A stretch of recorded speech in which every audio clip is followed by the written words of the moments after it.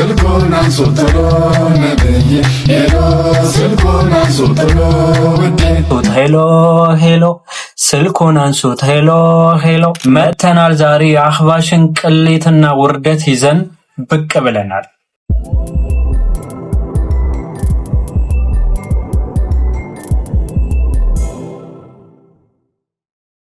ቢስሚላህ አልሐምዱሊላህ ሰላቱ ወሰላሙ አላ ረሱሊላህ ወአላ አሊሂ ወሰህቢሂ ወመንዋላ።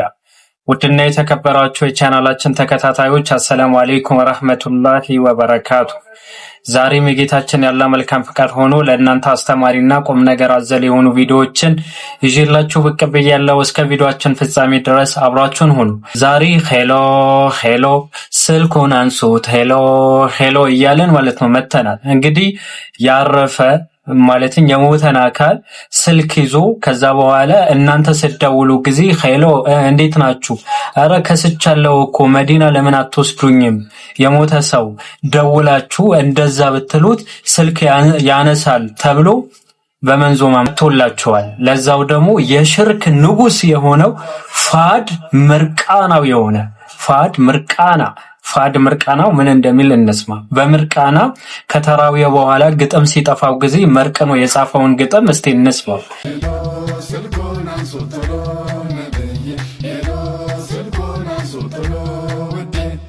ሄሎ ስልኩን አንሱት ቶሎ ነብይ ሄሎ። ይህ አሁን በነቢዩ አለይሂ ሰላቱ ወሰለም መቀለድ አይደለም፣ ወላሂ መቀለድ አይደለም። ኢማጂን አስቡት፣ በነቢዩ አለይሂ ሰላቱ ወሰለም ዘመን ስልክ የሚባል ነገር አልነበረም። ስልክ የሚባለው ነገር በስንተኛው ክፍለ ዘመን እንደመጣ አብዛኞቻችሁ ታውቃላችሁ ብዬ ተስፋ አደርጋለሁ። ግን ነቢዩ አለይሂ ሰላቱ ወሰለም ሞተዋል ወይስ አልሞቱም? ይሄ ጥያቄ መመለስ አለበት። ሞተዋል አይደለ? ሞተዋል። ይህን የተናገረው አቡ ሰላማ አይደለም። ዑመር ረዲየላሁ ዐንሁም ነቢዩ አለይሂ ሰላቱ ወሰለም በሞቱበት ጊዜ ምንድነው ያለው? ሞተዋል የሚል ካለ በሰይፌ አንገቱን እቀላዋለሁ ሲል ነው አቡበክር ሞተዋል ብሎ አቡበክር ተናገረ። ይህ ሰውዬ ግን በሚያሳዝን ሁኔታ ነቢዩ አለይሂ ሰላቱ ወሰላም ስልክ ይዘው ሄሎ ሄሎ እስከሚሉኝ ጊዜ እየጠበቅኩኝ ነው እያለ ነው። እናንተ አልገባችሁም፣ እኔ ልፈስርላችሁ የዚህ ትርጉም ማለት። እናንተ ኡምራ ትራቭል የምታደርጉ ሰዎች ሆይ፣ ፓኬጅ የምታደርሱ ሰዎች ሆይ ለምንድነው ደውላችሁ ሄሎ ሄሎ ሄሎ የማትሉኝ? ለምንድነው ፓኬጅ በነፃ ማሰጡኝ ኡምራ ማታስደርጉኝ እያላችሁ ነው። ስንት ዓመት የሽርክና የቢዳ ንክስናን ያስፋፋሁኝ ሰው አይደለሁም ወይ? ለምንድነው ሌሎች ሰዎች እየላካችሁ እኔ ላሻላችሁኝ? እኔ ምርቃና ላይ ሆናችሁ ጣራ እስከምሰነጠቁ ድረስ በመንዞማዬ አልጨፈራችሁም ወይ? ታዲያ ለኔ ሄሎ አያስፈልገኝም ወይ? ደውላችሁ ኡምራ አታስደርጉኝም ወይ እያለ ነው። ቀኔ ይግባችሁ እንጂ አሁን ሄሎ ሄሎ። ከዛ ደግሞ ሲዋች ደግሞ እንመልከተው ምን ይላል? ይህ ህፃና እየበላው እየጠጣው ሰውነቴ የሚከሳው ድምጿን መስማት ናፍቄ ነው። ስልኬን አንሱት ደውያለሁ። እየበላው እየጠጣሁኝ እንዲሁ የምከሳው አለ። የቱ ጋር ነው የከሳው? ጫት ነው ያከሳ ራሱ ብትከሳ ራሱ ማለት ነው። ከዛስ ድምጾትን መስማት ናፍቄ ነው። ስልኮቱን ያንሱ። ወነአውዙ ቢላ። ማን ነው የሚያነሳው? የት ነው የሚነሳው? ስልኩስ የቱ ጋር ነው እንዴ? እኔ ግራ እየገባኝ ነው። ቆይ ነብዩ አለይሂ ሰላቱ ወሰላም አስተምሮታቸው ህያው ነው። አስተምሮታቸውን ህያው ያደርጋል። አስተምሮታቸውን ዘላለማዊ የሆነን ጀነትን እንድትጎናጸፍ ያደርጋል። ግን ዛሬ በሚያሳዝን ሁኔታ ዘላለማዊ የሆነን አስተምሮታቸውን ጥሎ በሳቸው ላይ ድንበር እያለፈ ነው። በማን? በነቢዩ አለይሂ ሰላቱ ወሰላም ሄሎ ጥሩኝ ነብይ እያለ ማለት ነው። ሳይከሳ ይህ በሬ እያከለ ማለት ነው። ሰደቃ እየተባለ በየቦታ እየሄደ አጥንትን የሚለቃቅም ሰው ነው። መንዞማ እያለ ማለት ነው። በምርቃና ሲሉ ጊዜ ስልጥኛና ጉራግኛ ወይም ኦሮምኛ ዳንስ ነው የሚሻለው ከዚህ። ለምን ይሄን አልኳችሁ? ቢያንስ አንድ ኦሮምኛ ወይም አማርኛ፣ ትግርኛ፣ ጉራግኛ ይሄ ስልጥኛ የሚዘፍን ዘፈን የሚሰማ ሰው የዝንጀሮ ቆንጆ የለውም። በነገራችን ላይ ስሙ እያልኩ አይደለም፣ ግን ሐራም መሆኑ ያውቃል፣ ወንጀል መሆኑ ያውቃል። የሆነ ሰተወት አደርጋለሁ ይላል። ይሄስ ያው ሰላዋት እያሉ ግጥም ሲጠርባቸው ጊዜ ምን ማድረግ ጀመሩ? ሄሎ ስልኩን አንሱት አንዲት ሄሎ ንሽራለው ድምጿን ልስማው ናፍቄያለሁ ሄሎ ስልኩን አንሱ ቶሎ ነብይ ሄሎ ስልኩን አንሱ ቶሎ ውዴ ለአንዲት ድምጿን መስማት ያሽረኛል ከራብ ጥማት ሄሎ በሉኝ እኔ ጀነት ስሞትሎት ላስቸግሮት ሄሎ ስልኩን አንሱ ቶሎ ነብይ ሄሎ ስልኩን አንሱ ቶሎ ጀለስ በምርቃና ኢንፊኒክስ ስልክ ላይ ደውሎ ነው። ኢንፊኒክስ ስልክ ሲያስቸግረው ጊዜ እባካችሁ አይፎን ስልክ ወይም ደግሞ ኤስ አልትራ 22 ምናምን አለ አይደለም እሱ ግዙልኝ እያላችሁ ቀኔ ይግባችሁ። እናንተ ምን ሆናችሁ ነው? ከ1400 ዓመት በፊት ስልክ አለ። ከዛ ስልክ ይዘዋል ነብዩ አለይሂ ሰላቱ ወሰለም። ከዛ ሀጃይን ፈጽሙልኝ ስልኮተኛ ላንዛል ወላይ ይሄ ማለት ነው። ኢቭን መዲህ እንወዳለን የምትሉ ሰዎች ራሱ ወላሂ እየተጫወተ ነው የሰውዬ። ኦሬዲ ተረስተዋል አይደለ? ሰዎች ሲረሱ ጊዜ ምን ፋድ የሚባለው አንተረስተዋል እንደ በፊት አይደለምና ሲረሱ ጊዜ ምንድነው የሚያደርጉት? አነጋጋሪ የሆኑ ነገራቶችን ያመጣሉና ኢቭን አህባሾችና ሱፊያዎች መቃወም አለባቸው። ሀይቃ ይህ በነቢዩ አለይሂ ሰላቱ ወሰለም ማላገጥ ነው። ሄሎ ድምጽሽን መስማት ናፍቄያለሁ እባክሽን አንሺልኝ እኔ ውድ ምናምን እንደሚለው ዘፋኝ ልክ እንደዛ ማለት ነው። ናፍቄያለሁ ስልኮትን ያንሱ። ከዛ ሽራለሁ ከስቻለሁ ይላል፣ ግን በሬ ነው የሚያከለው። ማሻአላህ ሆኖ እኮ ግን ባጥንት ነው እንደዛ ይሆን። እንደነዚህ አይነት ወጣጤዎች በነገራችን ላይ ሄሎ የሚለው ቃል አሁን ስልኩን አንሱ ምናምን ሲባል በቃ ኖርማል ነው የሚመስለው። በጋለ ኢንፊኒክስ ደውሎ ነው። ኢንፊኒክስ አይደለም ዋናው ነው ስልኩ አይደለም፣ ችግር የለውም። ኢንፊኒክስን ያው ለምን የድሮ ኪንግ ነው ምናምን የሚባለው ስልክ ለምን አይሆን? ይህ ሳይሆን ይህን ሰውዬ ምን ያክል እየቀለደ እንደሆነ ሽርክ እየሰራ ነብዩ አለይሂ ሰላቱ ወሰለም ስልክ ያነሳሉ። ሲደውሉ ጊዜ ሄሎ እንዴት ነህ አቡ ሳላ ብለው ያናግሩሃል እያለ ነው። ወናውዝ ቢላህ እንዲህ አይነትን ጠማማ ነገር የሆነ ሰው ቀበራችሁት በእናንተ እጅ። ከዛ እሱ ጋር ደውላለሁ ብትሉ እብደት ነው ወይ እብደትነት ነው ወይስ ምንድነው? እሱ የሰራቸው ኸይር ስራዎች ለምሳሌ ጉድጓድ ያስቆፈረው ከሆነ በሱ ተጠቀማላችሁ። ነብዩ አለይሂ ሰላቱ ወሰለም ደግሞ ኺያው የሆነ አስተምሮትን አስተምረዋል።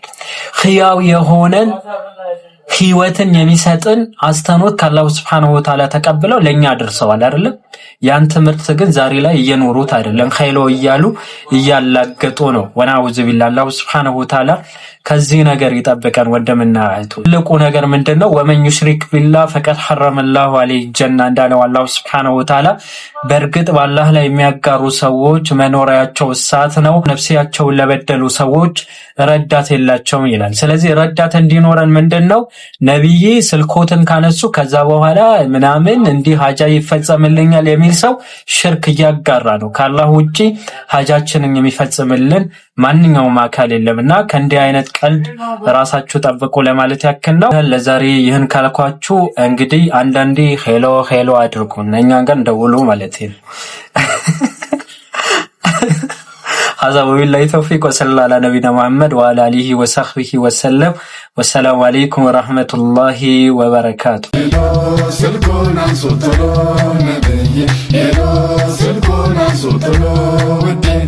እየበላው እየጠጣው ሰውነቴ የሚከሳው ድምጿን መስማት ናፍቄ ነው ስልኬን አንሱት ደውያለሁ።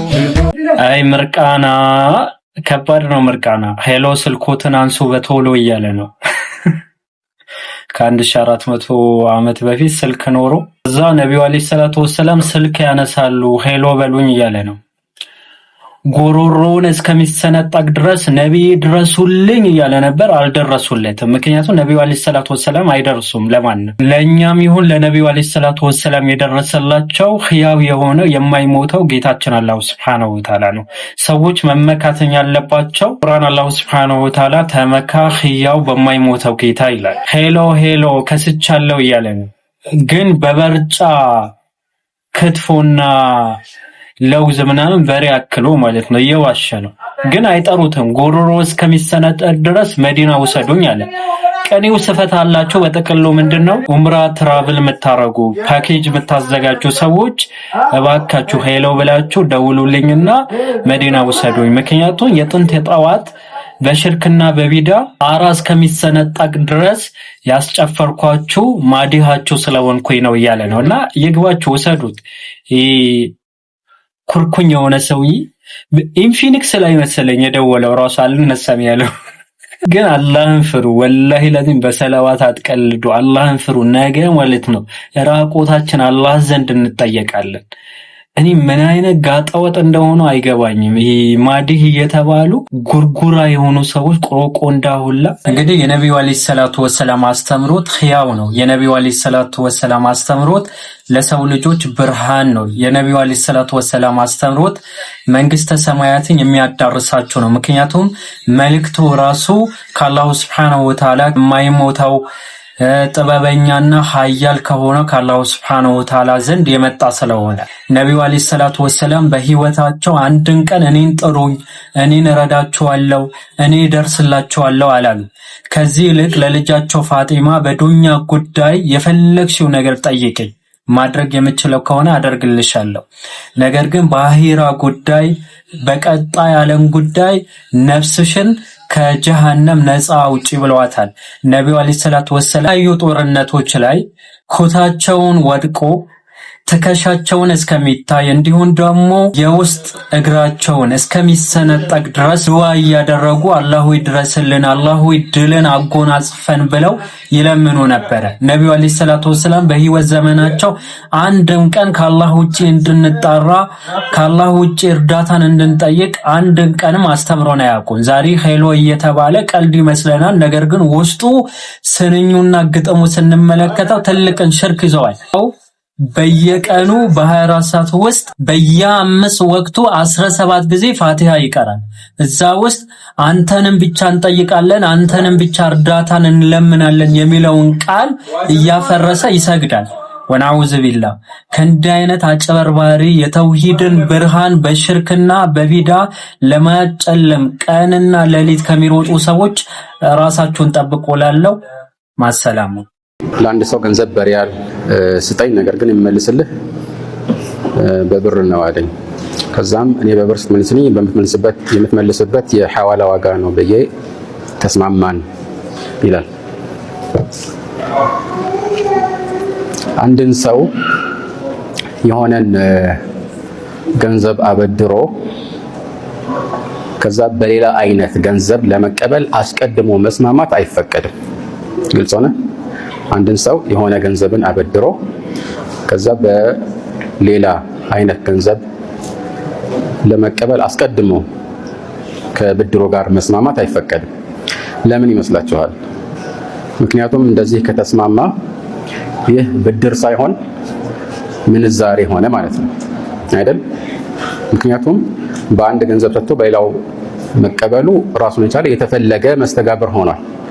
ይሄ ደግሞ በራሱ የተፈለገ ከሆነ ብድር አይደለም፣ ምንዛሬ ሆኗል ማለት ነው። ግልጽ ነው። ምንዛሬ ደግሞ እጅ በእጅ መሆን እንዳለበት መልእክተኛው አለይሂ ሰላቱ ወሰላም በቀጥታም ይሁን በተዘዋዋሪ ተናግረዋል። ዑለማዎችም በጥቅሉ በዚህ ላይ ተስማምተዋል። ولذلك መልእክተኛው አለይሂ ሰላቱ ወሰላም في حديث عبادة بن الصامت وفي حديث أبي سعيد الخدري እንደዚሁም ሌሎች ሐዲስ ላይ حديث عمر بن الخطاب ሐዲስ አቢ ሁረይራ ሐዲስ አይሻ ሌሎች ቦታዎች ላይ ለምሳሌ ወርቅ አንድ ሰው በወርቅ ወይም በብር ሲመነዝር ተመሳሳይ ከሆኑ ሁለት መስፈርቶች እንደሚያስፈልጉ የተለያዩ ከሆኑ ደግሞ አንድ መስፈርት እንደሚያስፈልግ በጥቅሉ ሰፍሯል።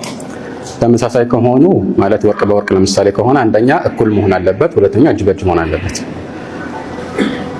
ምንዛሬው በተለያዩ ነገሮች መካከል ከሆነ ለምሳሌ በወርቅና በብር መካከል ከሆነ መስፈርት የሚደረገው አንድ ነገር ብቻ ነው፣ እሱም እጅ በእጅ መሆኑ ነው። ولذلك قال في حديث عبادة في صحيح مسلم فإذا اختلفت هذه الأصناف فبيعوا كيف شئتم إذا كان يدا بيد። እነዚህ አይነቶች ከተለያዩ ለምሳሌ ወርቅ በብር ከሆነ እንደፈለጋችሁ ሽጡ ማለት እኩል መሆን የግድ አይደለም ማለት ነው፣ ግን እጅ በእጅ መሆን አለበት። ግልጽ ነው አይደል? እጅ በእጅ መሆን አለበት ማለት ነው። እና እዚህ ላይ ጥያቄው ላይ የተነሳው ደግሞ ነገር እጅ በእጅ አይደለም። በሪያል ሰጥቼ በብር እቀበልሃለሁ ሲለው መጀመሪያውኑ የተስማማበት ነገር ነው። ያ አይፈቀድም። ዋضح። ይህ የሚፈቀደው በአንድ ሁኔታ ብቻ ነው። እሱም መጀመሪያ ተስማምተው ሳይሆን በሚከፍልበት ጊዜ ለምሳሌ በሪያል ነበር ያበደርከኝ ግን አሁን ልከፍልህ ነው ሪያል በእጄ የለም በብር ልስጥህ ብሎ በዚያ ቀን ማለት በሚከፍልበት ቀን ዋጋ ተምኖ መክፈል ይፈቀዳል። አስቀድሞ የታቀደ አይደለም ማለት ነው። ሁለተኛ ደግሞ እዚህ ላይ ትርፍ መቀበል አይችልም። በሚከፍልበት ቀን ዋጋ ተባብሏል። ግልጽ ነው። ይህንን የሚያሳይ ትክክለኛ ሐዲስ ተወርቷል። طبعا ከኢብኑ ዑመር የተላለፈ ሐዲስ ነው። አንዳንድ ዑለማዎች መውቁፍ ነው ይላሉ። ኢብኑ ዑመር ንግግር ነው እንጂ መልእክተኛ አይደለም ይላሉ። አንዳንዶች ኢብኑ ዑመር ሳይሆን መልእክተኛው አለይሂ ሰላቱ ወሰላም መርፉዕ የሆነ ሐዲስ ነው ይላሉና በዚህ ሐዲስ ላይ ኢብኑ ዑመር ወደ መልእክተኛው አለይሂ ሰላቱ ወሰላም ሄድኩኝና ምን አልኳቸው ይላል ኢኒ አቢዑ هذه الإبل أو قال إني أبيع الإبل بالدنانير وآخذ الدراهم وأبيع بالدراهم وآخذ الدنانير آخذ هذه من هذه وهذه من هذه አላቸው። አንዳንድ ጊዜ ግመል እሸጥና የሸጥኩት ምናልባት በዲናር ሊሆን ይችላል። ዲናር የወርቅ ሳንቲም ነው። ግን በዲርሃም እቀበላለሁ። ምን ማለት ነው? በዲናር ይሄን ያህል ነው ብሎ ሽጧል። ግን በዱቤ ነው የሸጠው ማለት ነው። ወዲያው አልተከፈለው። ግን ሰውየው ሊከፍል ሲመጣ በዲናር ፋንታ ምን ይሰጠኛል? ዲርሃም። ወይም በተቃራኒ በዲርሃም ይሄን ያህል ነው ብዬ ሽጬ ግን ያው አልከፈለው ይሆናል። ሊከፍለው በኋላ ሌላ ጊዜ ሲመጣ በዲርሃም ፋንታ ዲናር ይከፍለዋል። እና ይህንን ሲጠይቃቸው መልእክተኛው አለይሂ ሰላቱ ወሰላም ምን አሉት? ሲጠይቃቸው ምን አሉት? قال لا بأس أن تأخذها بسعر يومها ما لم تفترقا وبينكما شيء አሉት። ይሄ አቡ ዳውድ እና ሌሎች በትክክለኛ ሰነድ አስተላልፈውታል። ያው ወቅፉ እና ረፍዑ ነው ልዩነት ያለው በዑለማዎች መካከል። ችግር የለም ማለት ግን ሁለት መስፈርቶች ያስቀመጡ ልባላችሁ። ላ በእስ አን ተእኹዘሃ ቢሲዕር የውሚሃ አንደኛው መስፈርት ነው። ቢሲዕር የውሚሃ ምን ማለት ነው? ቢሲዕር የውሚሃ በዚያ በምትከፍልበት ቀን ዋጋ፣ በመጀመሪያው ቀን ዋጋ አይደለም። የመጀመሪያው ዋጋማ አይቀየርም። አንድ ሰው ግመል ስንት ነው ሲለው ለምሳሌ ይሄን ያህል ዲናር ካለው የሚቀጥለው ቀን ሊከፍል ሲመጣ አይ ተቀይሯል አይለውም አይደል? የግመል ዋጋ አይደለም። ለምን ይሄንን ያሉ ዑለማዎች አሉ ሲያብራሩ ማለት ነው። የግመል ዋጋ የታወቀ ነው እንደማይቀየር። ግን ስትቀበል በዲናሩ ዋጋ ነው። በዲናሩ ዋጋ ማለት የምንዛሬ ዋጋው ሳይቀየር። ምክንያቱም ዲናር ነበር አንተ የሸጥከው፣ በዲናር ነበር የሸጥከው። ግን የምትቀበል ዲርሃም ከሆነ የዲናሩ ዋጋ በዚያ ቀን በምትከፍልበት ቀን የተቀየረ መሆን የለበትም።